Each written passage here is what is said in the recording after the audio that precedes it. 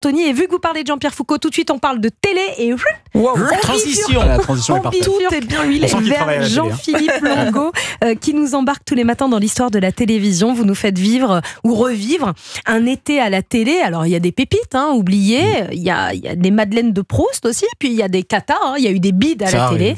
Et on s'envole vers 2009. Oui, un été 2009 qui commence par une disparition choc. Ah, c'est vrai.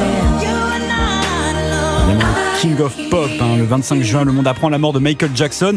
La télévision s'interrompt, TF1, France 2, M6, même les chaînes info passent en mode hommage toute la journée. Il avait seulement 50 ans et le 7 juillet, la cérémonie d'adieu est retransmise en direct dans le monde entier. Ce début d'été a un goût étrange pour la musique puisque tel un signe du destin, Musique au cœur d'Ève Ruggieri et le Hit Machine de Charles et Lulu s'arrêtent également. Dis donc, rien ne va cet été 2009 et pourtant on se sèche les larmes. Et l'écran reprend les couleurs. Heureusement que TF1 est là puisqu'elle balance la saison 3 de Secret Story qui est actuellement diffusé aussi sur TF1. C'était les tout débuts là. C'était le tout début, donc on était en saison 3 et parmi les candidats, un chien. Alors un vrai chien. Il s'appelle Saucisse et son secret, j'ai été candidat à la mairie de Marseille. C'est un vrai chien qui a été candidat à la mairie de Marseille. Aucune limite dans cette saison jusqu'à ce que deux candidats, Léo et François Xavier, en viennent aux mains, crient, insultent, gestes déplacés. La séquence va complètement choquer. TF1 tranche et va exclure Léo. C'est une première. La télé-réalité va-t-elle trop loin? La question va devenir presque un marronnier estival. Finalement, 16 ans plus tard, il y a toujours Secret Story. Donc pendant que les débats s'enflamment concernant la télé-réalité, il y a des visages familiers qui font leur comeback à la télé en 2009. Notamment en musique avec les Black Eyed Peas qui reviennent dans nos télés. C'est un raz-de-marée total. Il y a 16 ans. Ça, c'est une info publique. Non, déconnez pas. Ne comptez pas. C'est une info au coup de peine. Mais qu'est-ce que c'est que cette histoire? Aga, le feeling qui devient l'hymne de l'été en 2009, produit par David Guetta, le morceau s'impose partout. Et dans un style complètement différent, c'est un autre retour qui fait sensation sur TF1 après 8 ans d'absence. Le juste prix, avec Vincent Lagaffe aux commandes. Jusqu'à 7 millions de téléspectateurs en plein été, c'est un exploit. Et alors, si je me souviens bien, c'est l'été de 2009 qu'une page se tourne à la télé. Oui, une émission générique culte qui s'arrête. Ça vous rappelle quelque chose? Rien du tout là. Si, ça se discute. Ah, ça se discute. Jean-Luc Delarue. Vous êtes sûr que c'est la bonne musique originale, ça? C'est le petit tam-tam, c'est Jean-Luc Delarue, mais ça se discute.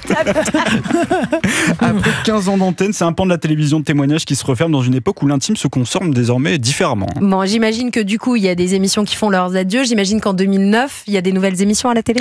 Alors, Jérôme, j'ai vu que vous n'étiez pas super fort en générique. Est-ce que vous allez reconnaître Il faut dire que celui-là, il n'y a pas beaucoup de mélodie dedans. Est-ce que vous allez reconnaître celui-là qui apparaît à la fin de l'été?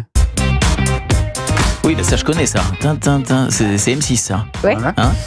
C'est vous qui présentiez donc. C'était une émission absolument star qui arrive, présentée par Jérôme Anthony, donc qui entre deux infos régale de cadeaux les téléspectateurs de M6 en 2009. M6 qui entend bien oublier l'échec de son été. Total Wipeout, une sorte d'interville extrême où les candidats s'affrontent sur des parcours gonflables géants et des piscines pleines de mousse. Tout comme les candidats, l'audience finit elle aussi par tomber à l'eau malheureusement. Oh là là, qu'il est fort. Et sur TF1, Flavie. Ne dites pas de mal d'M6 s'il vous plaît. Oublions cette séquence.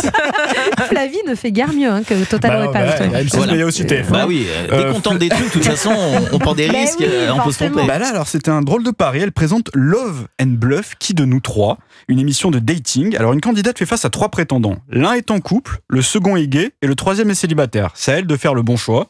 Audience faible, mais ce sera surtout la toute dernière apparition de Flavie Flamand sur TF1, qui après 9 ans de bons et loyaux services, claque la porte, peut-être un petit peu énervée, parce qu'elle venait éventuellement d'écouter l'un des hits de l'été, un titre qui nous a cassé la tête pendant tout l'été 2009, porté par un certain Helmut Fritz. Et on va en remettre une petite couche en 2025. J'ai un cadeau à faire de chez Zadi et Voltaire. Le pull haut c'est marqué rock, mais y a la rupture de stock.